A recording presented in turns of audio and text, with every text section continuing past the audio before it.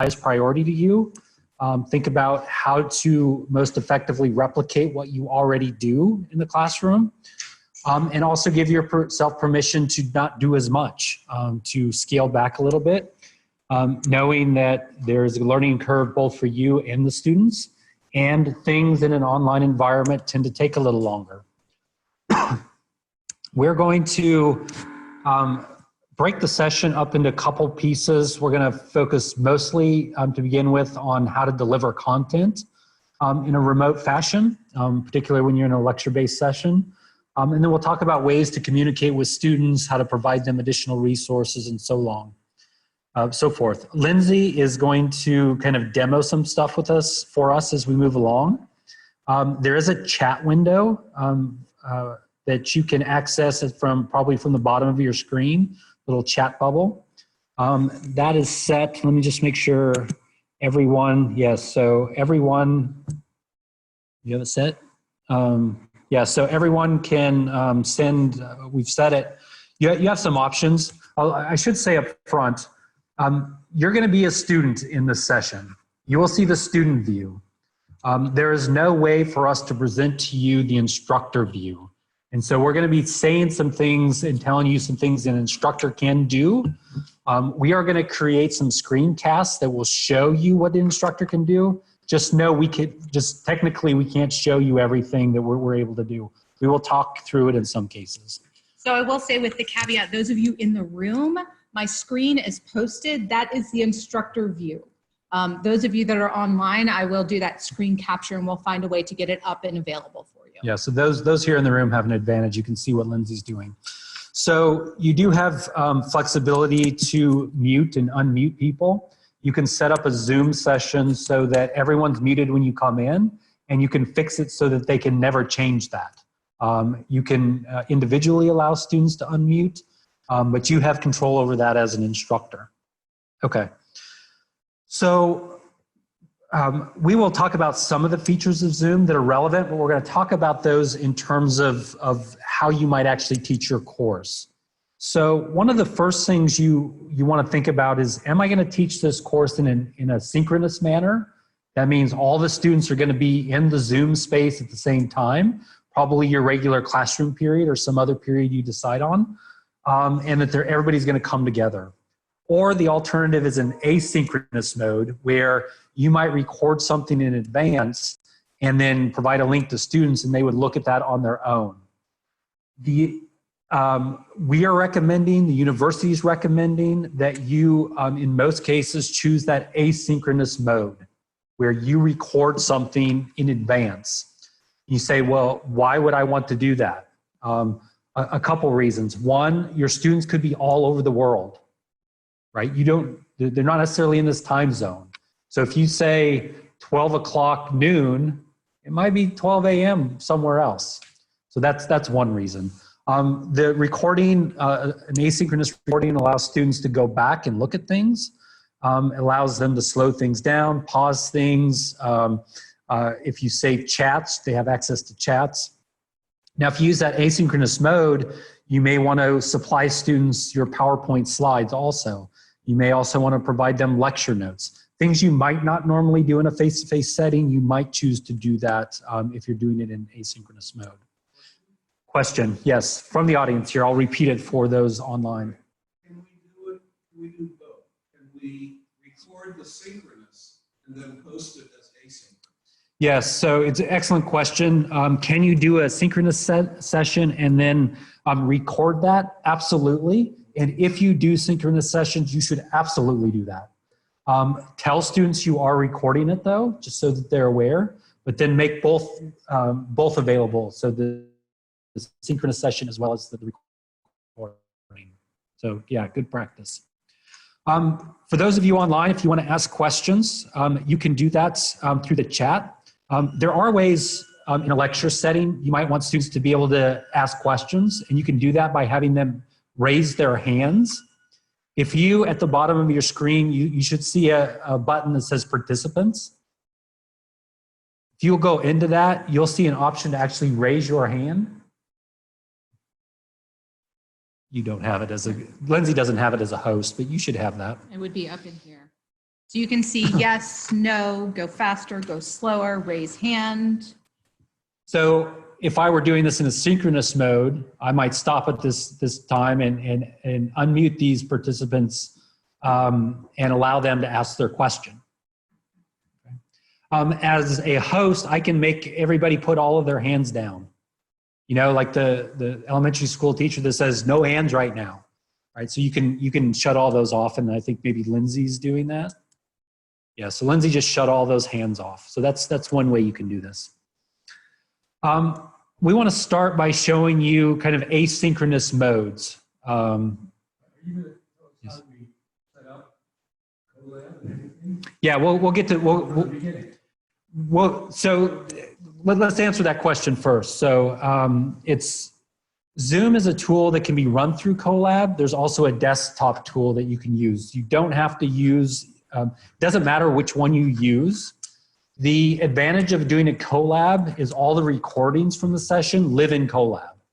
So students would know this session on this day at this time, it's in Colab and they can find it. So Lindsay, if you want to switch to the Colab site. Sure, so I'm gonna go ahead and share my screen.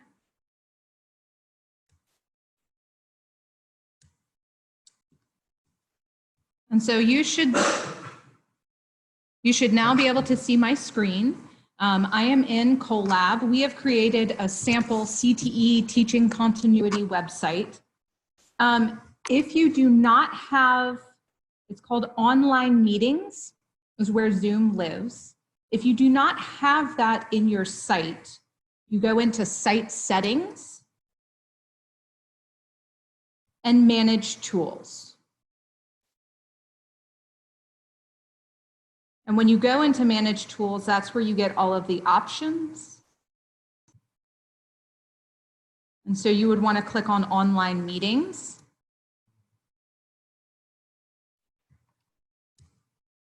Continue, and then you have to click the last button of finish. And that will cause all those tools to end up in that toolbar on the left-hand side of your screen. So now that we have that, you can schedule a new meeting. So under the schedule meeting, this is where you might put the day that this Zoom meeting is going to happen. You can put how long it's going to be, what time zone it's set at to start, which you would leave it Eastern, I would guess. You can all sorts of settings in terms of whether the host needs to be logged in beforehand. We're not going to go in detail of all of the settings, but just know this is where you set up those meetings, and then they'll live in Colab. So students would just go in there and click on the meeting when it was time for that meeting. Where do you find site settings? I don't know anything about this. Do you have a Colab site for your course? No. Okay, so then let's have a conversation after this to help you get that set up. I saw audio up there and you had telephone computer audio. Yes, so let me show you what this looks like. Okay, so I'm asking that because I've got a lot of students who don't have broadband. Yes. Okay. So participants in Zoom can either do the audio or the video with voice. They can do video with phone, or they can just do phone. So all of those options are available, and it depends on what their capabilities are and what you want as an instructor. Yep. So lots of flexibility. So it will give you in the actual, it will give you the link, but it also gives you a phone number to call.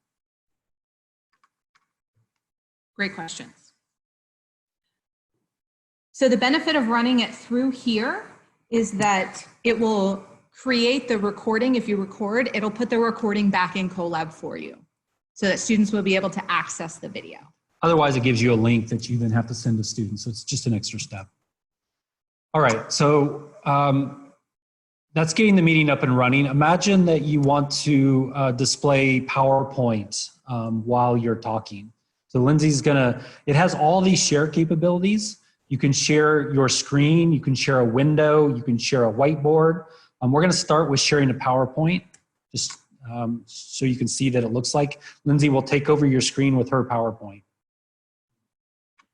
So you'll see now that we'll create some screen captures of this, but I have shared specifically the PowerPoint, not my screen. And so when I move into present mode, it's going to take a moment.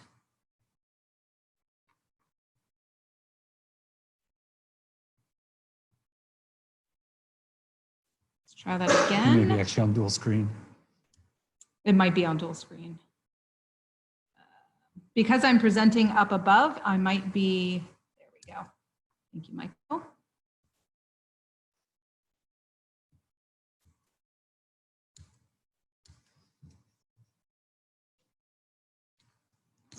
And now she can just, if this were a lecture, she could start the lecture. She can switch slides when she wants and just continue on with the lecture.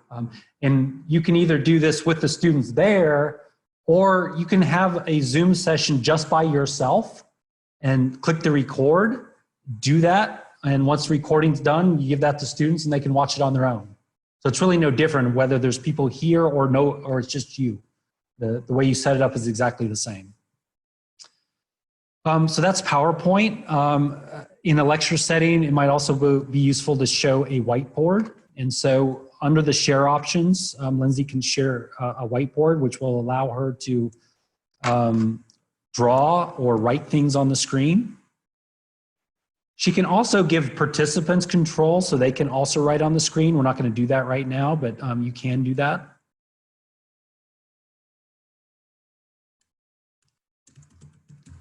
It's not the most fluent. Lindsay's doing it on a laptop using her finger to draw. There is a function, we're not going to demo it, but to connect an iOS device, a tablet or a phone, that if you have a stylus with it, you could draw equations, write out characters, whatever that might be. So there are more advanced features you could use for this. Probably not recommended as a first stop though. Okay, you want to get out of that?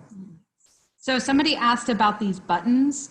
You'll notice on your screen as a quote unquote student, you have a couple of different buttons for muting, video, inviting your own participants, maybe sharing and chatting. When you are the host, you get additional buttons for the polling, for breakout rooms, and you may get different options for screen sharing. So your buttons will look different, and we'll try to screen capture that for you.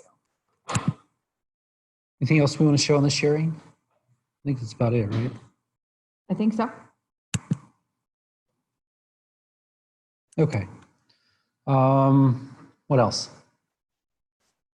Should we experience breakout rooms while we're here? Yes. So one of the things you might do in your class is want students to work in groups on something, spend a little time either discussion, solving a problem.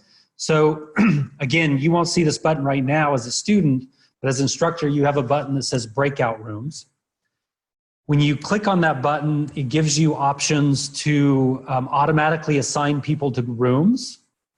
You tell it how many rooms you want to create. So Lindsay's going to create 7 rooms, and it already knows how many people are in the chat or on the Zoom meeting, and so it's telling us each room is going to have 4 to 5 people. In a second, she's going to send you to those rooms. At that point, those rooms are self-contained. You will only be in a room with 3 or 4 other people. You have chat functionality, you have sharing functionality, but it will be contained within that room. Nobody else will see it, okay? So this one large meeting will become 6 or 7 smaller meetings. The instructor has the ability to move back and forth between the different rooms, okay? The only way, at the end of this, Lindsay will bring you back all to the main room.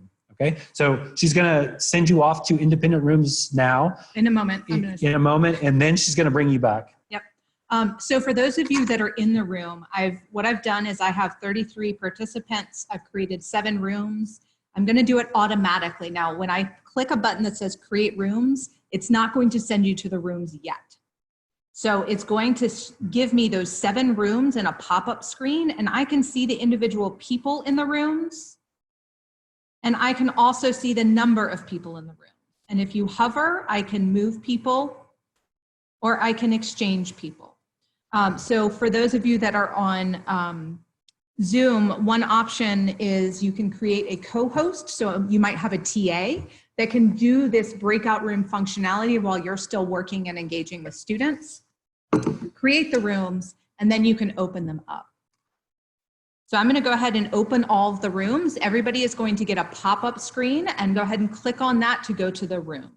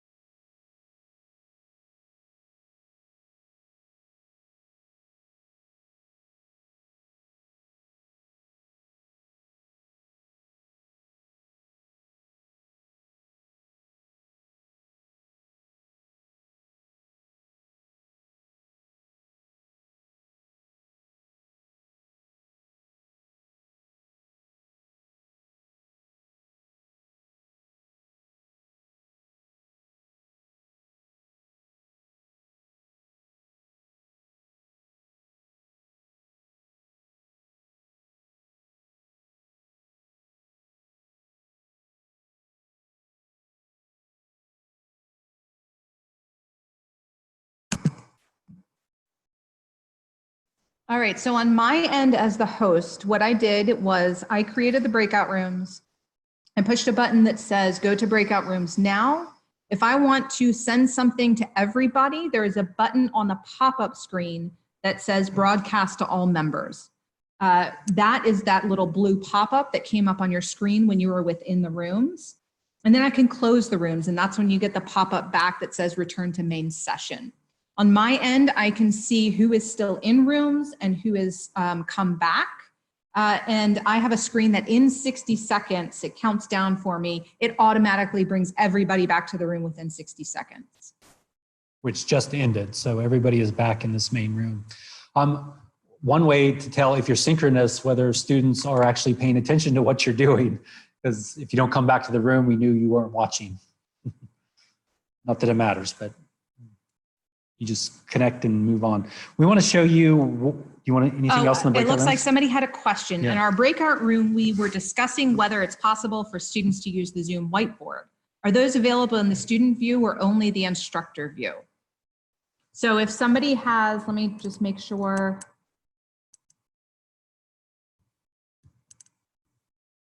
So does somebody want to click the share option and see if you have a whiteboard functionality? The answer is yes. Whoa, there goes everybody. Courtney did it. Okay, so one of the things as host, thank you, Courtney, that's beautiful. Hi. Next to the share, I have a button that is like a little arrow carrot that when it pops up, it gives me some advanced options for being able to set who shares what and when.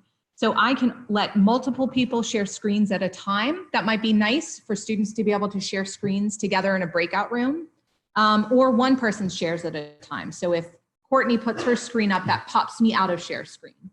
I can also set it that only myself as host can share screens, or I can set it that multiple participants can share screens. So there are some options there to allow students to be able to work in those whiteboards.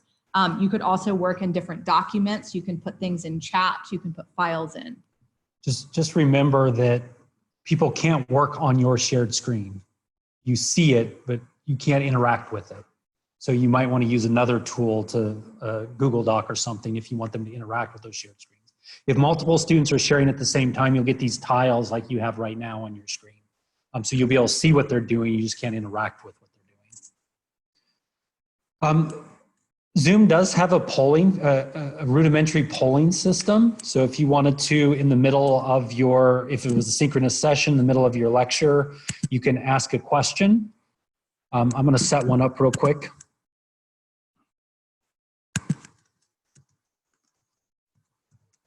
Once I get this done, I'm going to push it to your screen.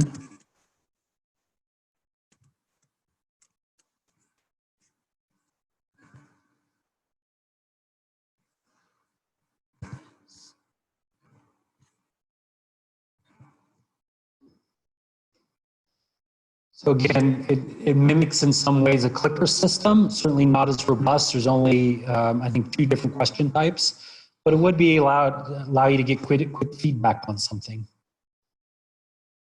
I will say that that function is only available for the person that created the meeting. So even though Michael gave me host capabilities, I don't have options to create polls. I can help manage polls, but I can't create polls.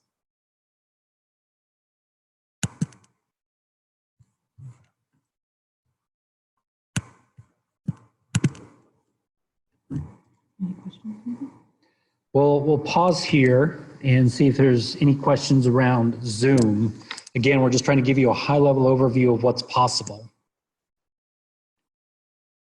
Good question. Can we create a poll before the Zoom meeting? If you want to pull up Colab, there's a way to import questions into the Zoom meeting. There's a template that you need to use. And Lindsay's going to show you that when she shares the screen. So if you go to Zoom meetings, go to the bottom. Do I need to actually schedule create it? one. Okay. Now go to the bottom. Oh, sorry. Two scroll bars. Go ahead and save that.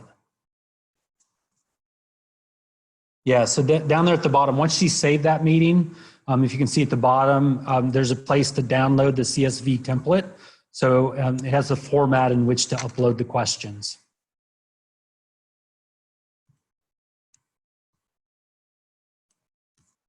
Another question came up, are poll answers tied to IDs? So can replaced clicker? Let me unshare. Yeah, get back to chat. So if we go to, I believe it has to be on your end, Michael. Go to edit maybe, and it takes you to the website where you can. Sorry, we're just looking on the back end. It does not look like you have any control over it doesn't disaggregate anybody. You just get the results of the poll, not identified by any sort of ID. So the answer is we cannot replace clickers. It would be worth thinking about how you might modify the way that you use clickers rather than trying to use that as an accountability measure for students. Just because of the big shift in what we're doing. How can you tell when someone raises their hand? So if somebody could raise their hand, it comes up. Thank you, Anne. It comes up in 2 places for me as the host. So if I have everybody's screen in the tile view, I see a blue hand pop up on their actual tile. If I have my participant list up, I can also see it come up in the participant list. And so I can lower the hand. I could message them individually. I can put on hold, put back. Sorry, Anne, if I pronounced that right. There's a question about co-host traveling to breakout rooms. Yes, we tested that last session. Any of the host, co-host can move between breakout rooms at will. So they can move wherever they want. They can join any of the groups at any time.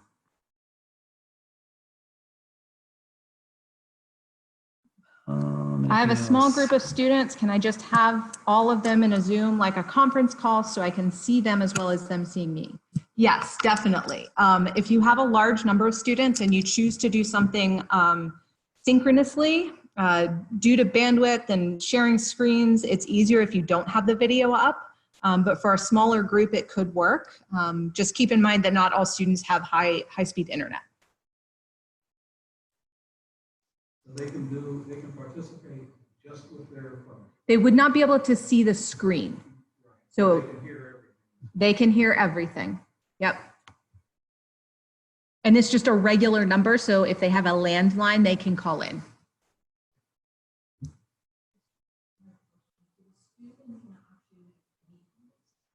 Yeah, so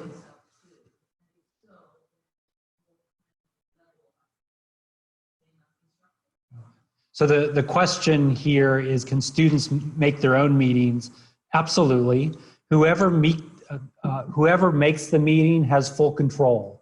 So if student groups get together, one of them would be the owner of that. They would have all the functionality of the Zoom room. They can record as well. Yep. Yep. Yeah, so Yes. the question is, can you record that, and all the students in the smaller Zoom session record that and give that to the instructor, which I think is a language class. So absolutely, they could record that and then send that make that available to the instructor. You'd want to have them set that up in the Colab class. They should be able to do that as well. That way, otherwise they're going to have to send you the link to it. It should be accessible in that online meeting tab of Colab. So you can see all of them. So you may want to ask them to name their actual meeting as something in particular, if it's a team or a group of individuals. I'm not sure assignments and online meetings talk to each other. Yeah. There are a couple other questions. It says, if I pause for questions, how do I call in an individual to speak to me and be heard by the class? So if I have host capabilities, if a student raises their hand, I can actually unmute people. So I'm going to, if somebody wants to raise their hand, I'm going to unmute you. Any takers? Oh, thank you. So I'm going to unmute. And now you can talk. Sorry, that was NLS5M. They look like they're still muted to me. Nope, sorry about that. Is it not letting me unmute? There we go. Okay. Hi, this is Natasha. Sorry for the script screen name, but. So probably because we don't have our sound on. But that is the idea. You'll just have to make sure we don't want feedback happening, so we haven't turned our sound on our end. Okay, so I'm going to lower your hand and I'm going to mute you again. I'm going to mute all and then I'm going to mute yourself. We mentioned changing names. So the tiles move as people join or leave the session. Yeah, so good question here. Someone asked if the tiles move when people join and leave the session. They absolutely do. Not every view, not every student is going to have the same orientation of people. So don't refer to people as the person in the upper left-hand corner, because that's going to be different for everybody. There are a couple other things that have come through. I think the suggestion, a mock question and an audience voice, because we haven't put our sound on our end, we weren't able to hear the response, but hopefully we were able to hear something. Somebody asked about having a TA as co-host to watch for hands questions. That is an excellent idea, with the caveat that 350 students in a synchronous Zoom room is probably not feasible. Am I correct, Michael? There's a technical limitation. I believe right now the size of the maximum size of a room is 300, a synchronous room. I'll double check that, but I think that's the limit. But you'll notice that Michael and I are doing this together so that we can manage it. And we only have 32 people. And it is a lot of cognitive load up here trying to manage all of this. So just keep that in mind when you're trying to make a decision between, should I get my students together in a Zoom room and do something synchronously, or should I try to do something asynchronous? I need to be the one to ask all the questions. No, well, there are lots of questions coming from everywhere. So please ask. So this is going to be new to me. I've never done this before. You're right. There's a lot going on. Can I tell students at the beginning that put your questions in chat, and then at the end, I'll go through the chat and go through the questions that they've asked during the entire session? So the question was, can I ask students to put questions in chat, go through, and then answer the questions at the end? That is one way to definitely try to make this work. Mm-hmm. A couple other questions. Small group, how small is small? You can have a group of one. You can even in the breakout rooms, you can have breakout rooms of 0 size if you want, just nobody will be there. So you can get pretty small. That page in Colab that Lindsay will bring up again, that's where all the recordings will end up. So I'll wait till she brings that up. Just keep in mind there are double scroll bars in this.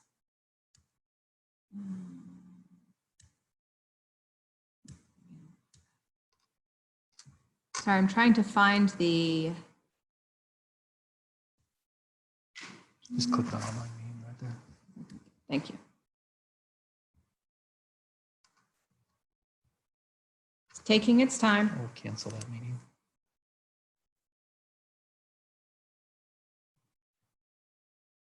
Okay, so you'll see at the top here, it has previous meetings and cloud recordings. So if you record in the cloud, which we highly recommend, this is where they will come up. Students will not get a notification that they're here. So keep that in mind. You will need to let them know in some way, shape, or form that is where they would find them. So this is, it automatically, whenever you click the record button in Zoom, they'll end up here when you launch it from Colab. I'm sure.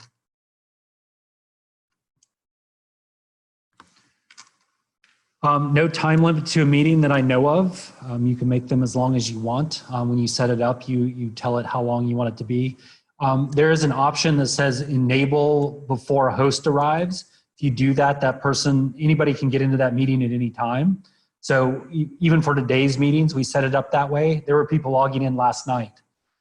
It sends me an email when someone does that. And so I know they're waiting, but because we were going to start till 1 o'clock, I just ignored them. I saw a question about Mac. Where was it? Would it be better to use Zoom app or browser on Mac? So the way that Zoom works is even when you click the link, it downloads a temporary file that would launch your Zoom browser. So Zoom actually doesn't run in Colab. It still does the pop-out window. And I believe Courtney is on a Mac right now and it works the same. Am I correct? Yes, it does not matter. Really great question about Zoom's captioning ability. The quick answer is no. The owner of the meeting has the ability to assign someone to essentially transcribe it on the fly. There is an ability to plug in a third-party app that I'm going to suggest that the UVA invest in. But currently, right now, there's no easy way to caption meetings. Related to the last question there by Kim, the advantage of having asynchronous meetings is it gives every student has the same opportunity. If some students get the opportunity to do a synchronous meeting and other students don't, they're at a disadvantage. They can't ask the questions. Yeah, right. But if there are good reasons to have synchronous, absolutely record them. So even the students that were there would still have the option to go back and watch them again. So that is the one disadvantage of having synchronous recorded. Not every student will have the same opportunity. The next question, how each breakout room can be recorded. So the answer is breakout rooms from main Zoom are not recorded. If students create their own Zoom rooms to do meetings on their own as small groups, they can record those. There are some options for screen capture software. It's an added layer. I wouldn't recommend going there. Just understand that the breakout rooms cannot be recorded. Yes, Elizabeth?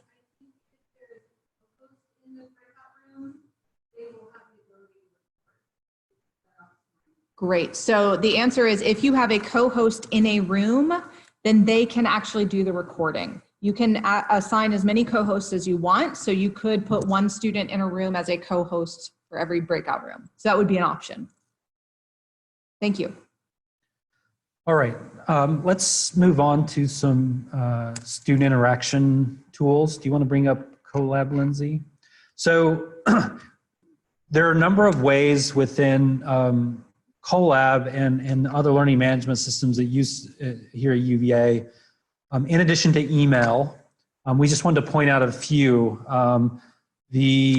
Well, actually, we should say one other thing. Online meetings is Zoom. Lecture capture as a tool in Colab is Panopto, which is a screencasting tool. Panopto allows you to record both what's on the screen as well as your image. So this would be an asynchronous option. The advantage of using Panopto is you can do post-recording, post-production editing. So if you want to go back after you've recorded something, edit parts of it, cut out parts, fix the audio, you could use Panopto to do that. It's a little more advanced. The nice thing, we were just talking with someone this morning who uses as a course on American Sign Language. It allows you to show the PowerPoint and him at the same time. So he could be signing in front of the screen while students are looking at the PowerPoint. And so that worked really well for him. So just know that this is another way to do content delivery. Let's not talk about that. So communicating with students, announcements is a good tool within Colab. It's similar to email, but the nice thing is it archives all of the messages so students can go back and look at them at any particular time. You don't need to add one right now, Lindsay. The chat, the next one down, could be kind of like live office hours. We've started a chat. So anybody in this room can type right at the moment. So over the course of the day, Lindsay, Lynn, Adriana, and I have been in here. Over to the right, you can see who's in the room. It looks like Lindsay's the only one, so she's chatting with herself. This is something you'd want to set up a day and a time for this to happen. You can also create different types of chat rooms. So this is the main one. You can create sub-chat rooms for things that are on topics. So this might be great for office hours. Your TAs could create a chat room and be there at a particular time to be able to work with students if they have questions. So right here, you can see that button to add room. Lindsay could add a room and maybe make it office hours for 313. And she would probably indicate a time and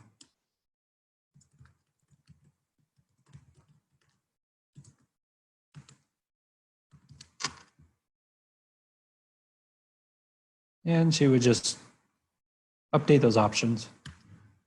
Notice you can restrict it by dates. And then the students would go directly to that for that time period to ask their questions. More advanced tool for communicating with students is Piazza.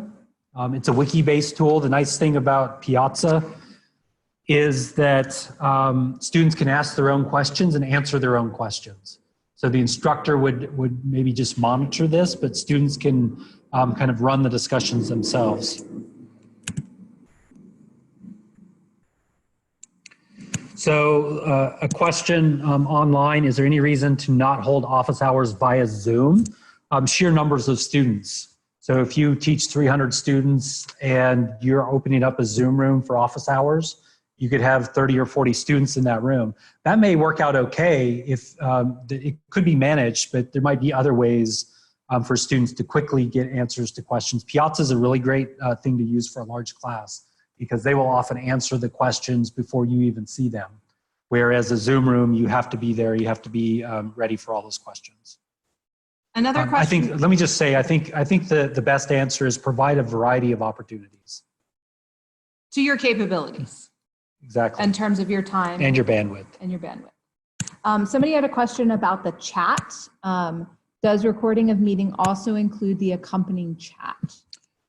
Yeah, so I think, I don't know what it looks like for a participant. At the bottom of the chat, I have a button that gives me more options. One of those options is to save the chat. Courtney, do you have that option? So it looks like users have the option to save the chat as well. So even if the instructor doesn't do it, students can save that chat. And it will save on your desktop, wherever your downloads go. It pops up for you, so find it there. A good question about whether students know how to navigate Zoom. I think you should assume no. That first session you have will probably be orienting students of how you want to use it. You're probably not going to use the full functionality, so just introduce them to the pieces that is helpful to you.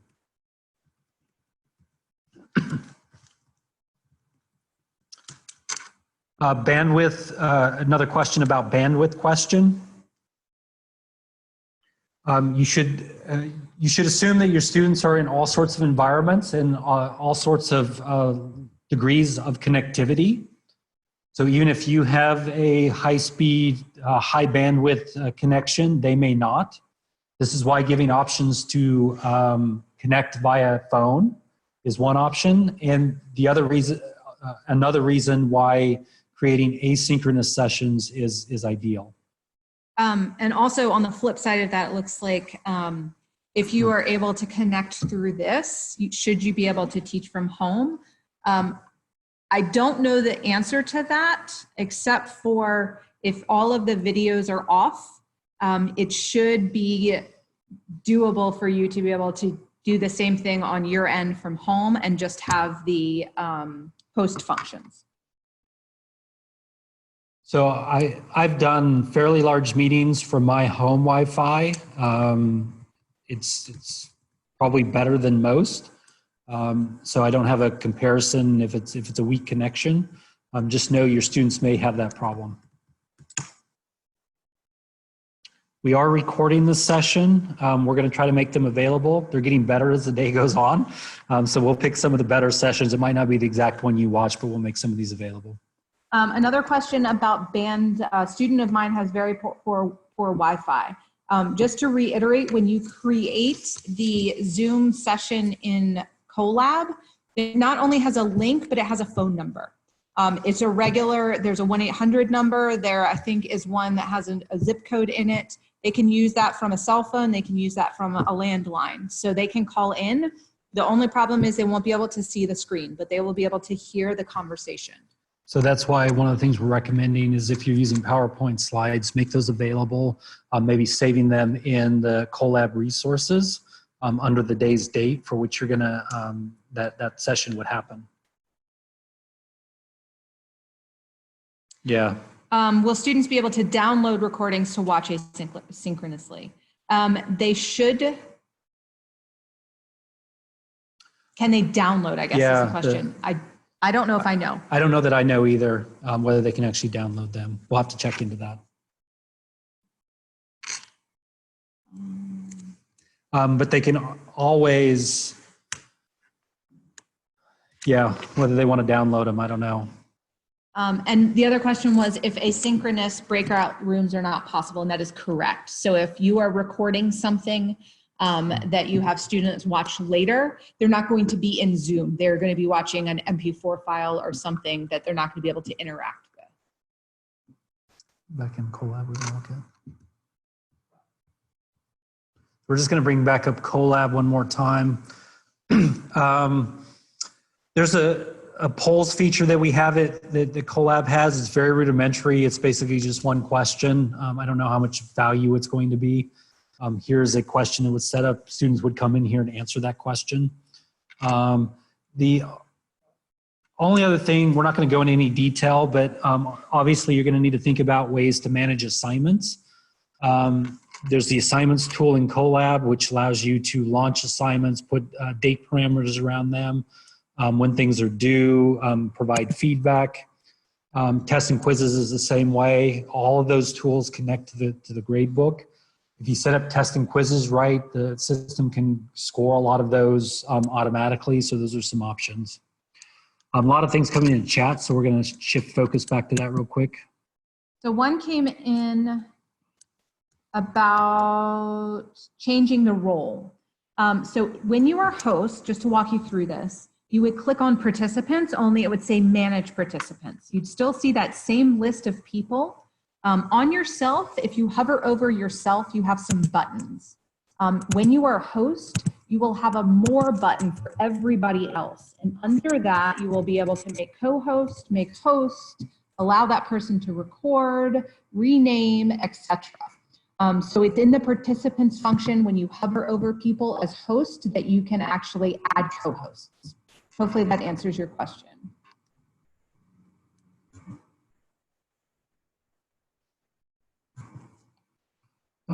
Tim, I'm not sure about this. If you go to in sharing, there's an advanced tab. The advanced tab has an option to share the computer audio. I guess it depends on what audio stream that video is coming in. I think that's the first thing to try. Other than that, we're gonna have to do a little more digging. What about, is it YouTube when you're in Zoom? Yeah, this is the question, using YouTube with it, using some sort of video source, YouTube within Zoom. The video is coming through, but not the audio. And so that's something we're gonna have to check out. The one thing you could do though, as an alternative, put the link to YouTube in the chat, pause what you're doing for the length of the video, let students watch it and then come back in. So that's not ideal, but that's one way to do it.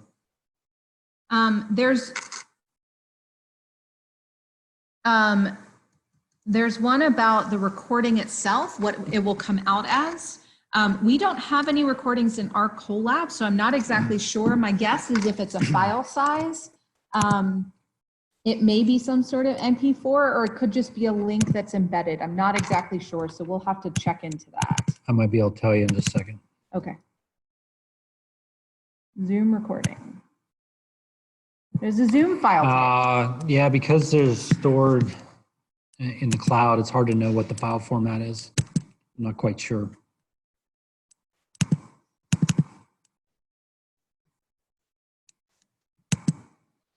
So to go back to your question about the YouTube video, when I click share, I can share the screen and I can share computer sound. There's a button at the bottom. So that should enable you to be able to share a video with sound. Oops, sorry about that. So it looks like, I'm not an audio expert, but it looks like Zoom is using some non-traditional file formats. For the audio, they're using an M4A, and for video, an M4U. So I'm not quite sure how those translate to other more standard formats.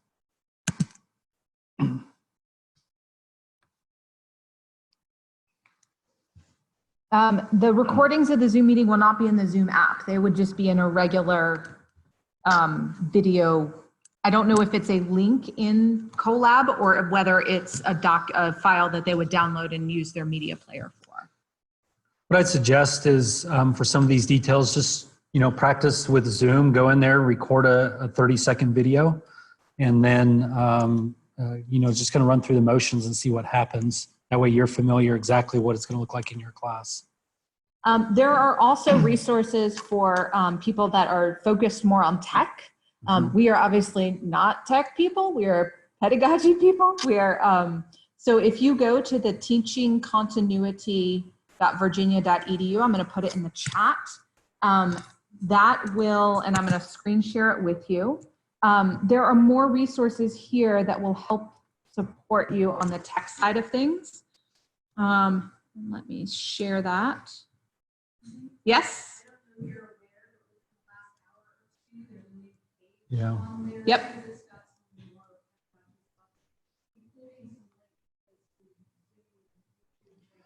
So this page is being updated kind of constantly right now. It was focused initially on technology just to get people up and running. We're trying to backfill it with good pedagogical practices. So Lindsay's showing you a page that was just released within the hour with a little more guidance and talking about levels of complexity and so forth.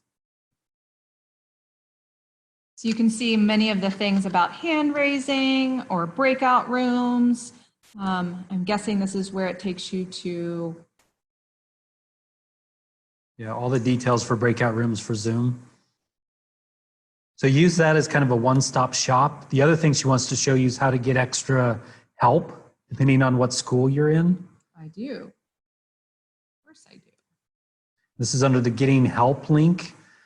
Each unit that's available to support your tech needs is listed here. The CT is at the top, but depending on which school you're in. For instance, if you're in the college, you can go there. In addition to contact information, they have the ability to sign up for both in-person and remote sessions. Again, these are for your more detailed tech-focused questions, the kind of how-tos. As Lindsay said, we've been focusing on kind of the whys.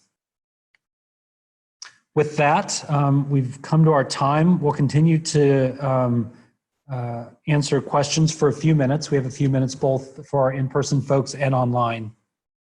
So feel free to type in questions. Those of you in the room, feel free to ask as well. And please be kind to yourself and to your students through this. You're welcome. You're welcome.